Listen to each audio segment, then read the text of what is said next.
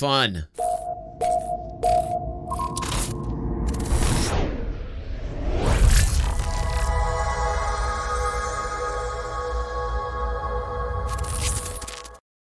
All right, guys. You know, I'm a big fan of the Mongrel content lately. They've been killing it, and they came up with the Mongrel Pirate Academy, which is basically one of the best pirate tutorials out there for Star Citizen. I love how the boys break it down. I love in the last episode, if you missed it, I will put this link out to YouTube when I make this a highlight so you guys can go to the first episode that we watched. They kind of broke down the different versions of piracy, like the different forms, tasks of piracy, and they did it right. They talked about risk versus reward. They talked about who and what to target and how kind of to go about it. It was a very general episode. In this one, they're talking about the tools of piracy. So I really am very curious if they're going to keep up the great work. Let's check it out. In Star Citizen, for years, there's been a widely settled notion by the community that piracy doesn't exist in the game's current build. Missing mechanics. No mention by the developers. Misunderstanding of the game's direction, and many other reasons have contributed to their belief of this notion. Until now, at least.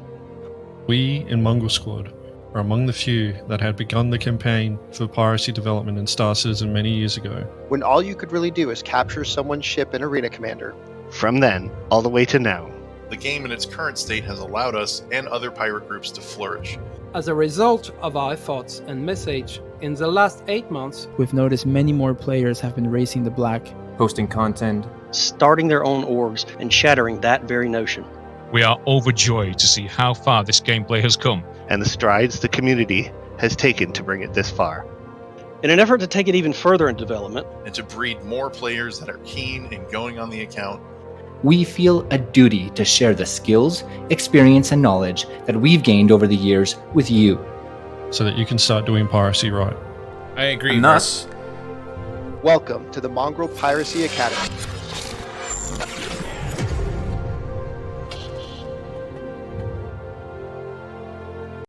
I really can't recommend this enough for people that are both PvE and PvP oriented. Like, they really are teaching you how to be more aware, and they're showing you how to be a good pirate.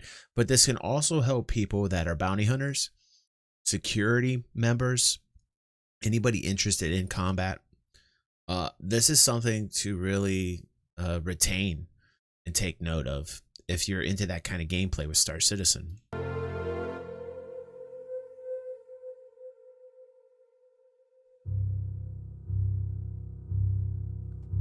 in this episode, we're going to go over the fundamental basic equipment used every day for piracy in Star Citizen.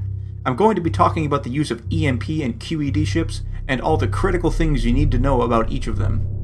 We're also going to be looking at your personal equipment that you carry on your character when conducting piracy operations.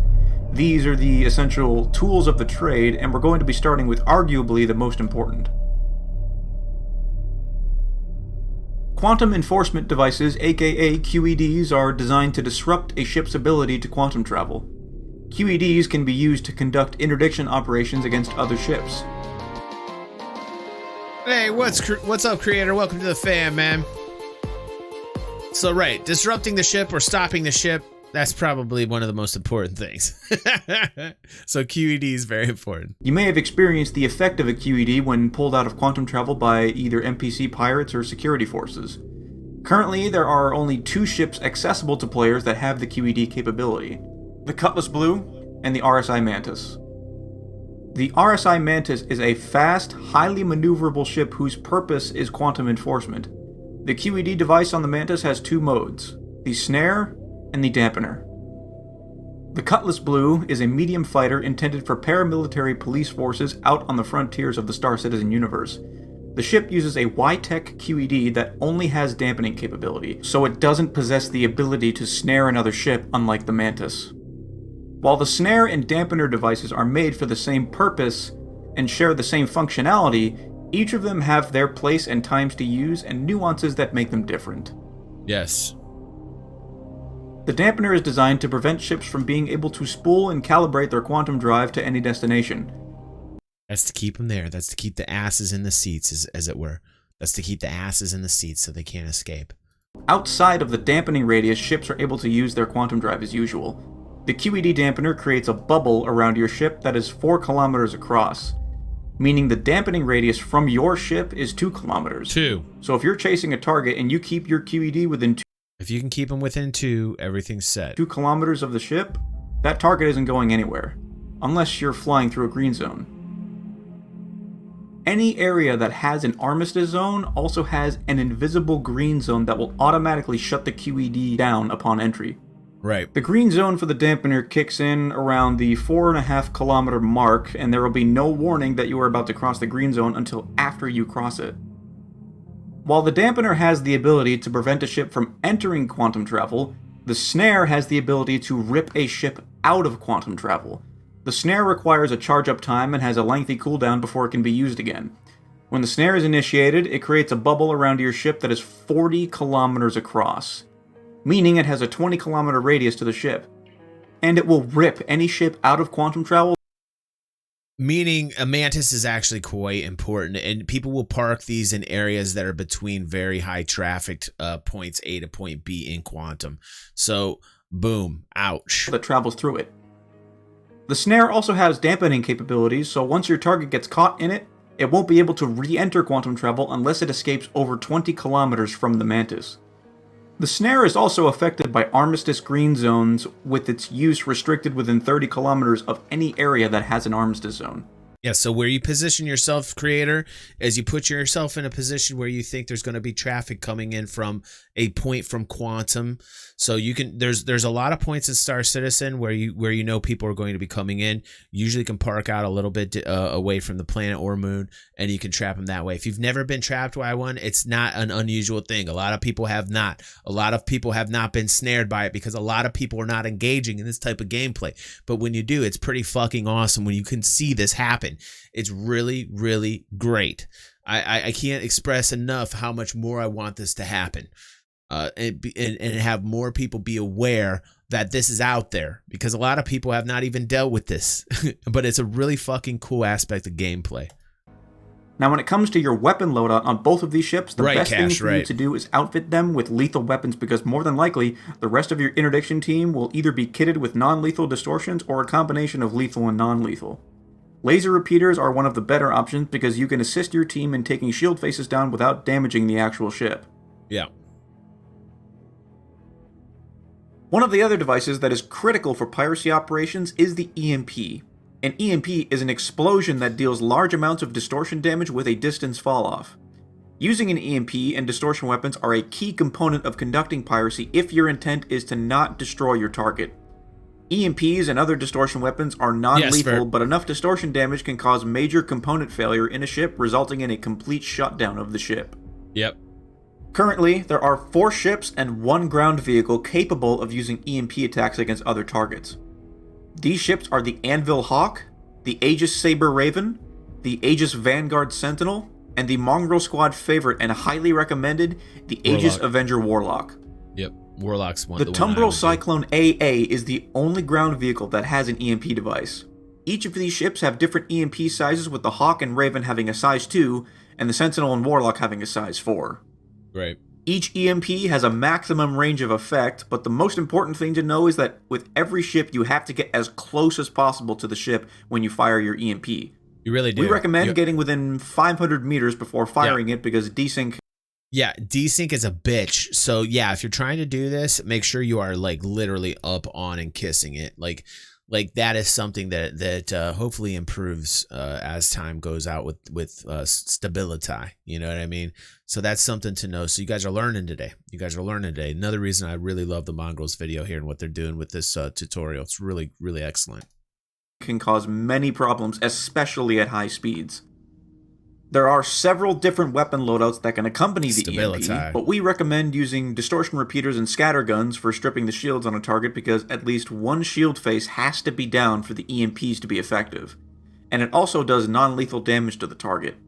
Enough distortion damage from the scatter guns and repeaters to the hull of the target will completely fry the components like the power plants and the coolers. Distortion weapons are also non-lethal to players, although they can cause the player to be thrown around, which can eventually lead to death from fall damage. However, using full distortion loadouts come at the risk of your EMP ship's not being able to defend itself when it gets attacked. The use of lethal laser repeaters on your loadout can make a ship capable of dogfighting as well as disabling a target. You can even combine them to get the best of both worlds. Now, armed with this knowledge, you'll be able to make better informed decisions on how to employ your distortion capabilities when conducting piracy.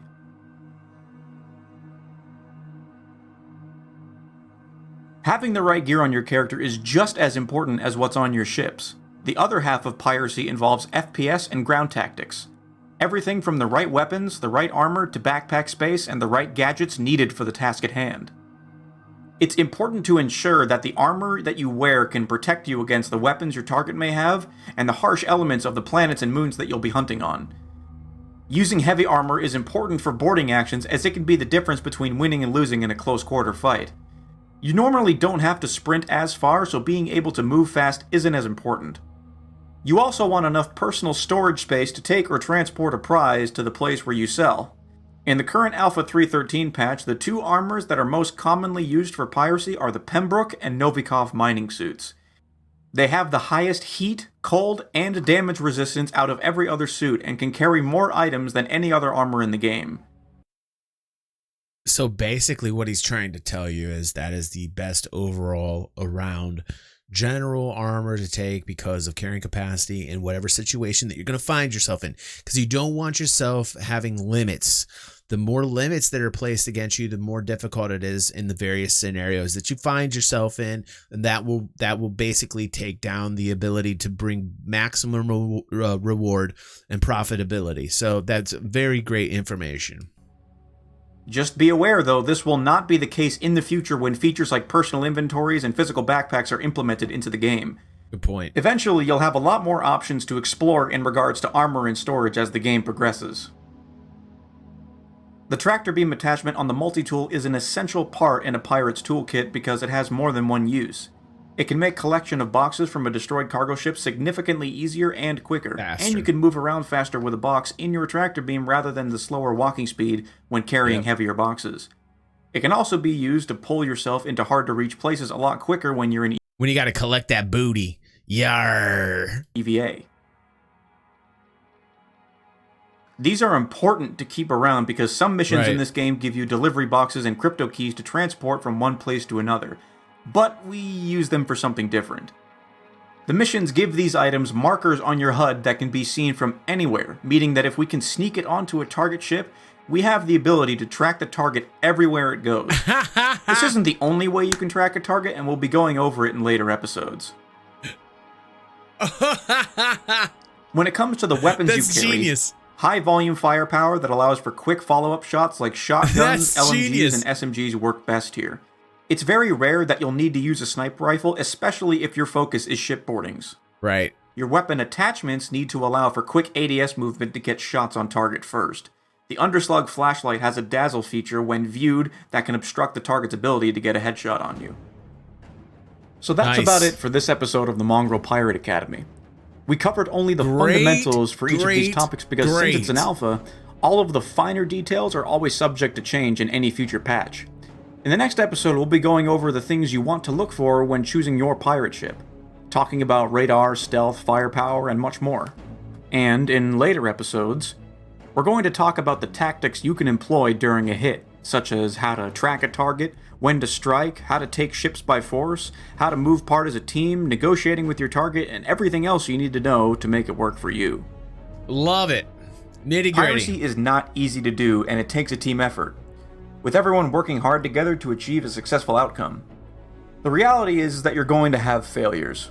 You're not going to be making hundreds of thousands of credits on every single hit. You're going to get called names, and you have to accept that people don't like what we do. But if you're serious about becoming a pirate and I love that. I love that comment. I hope someone kills you in your sleep.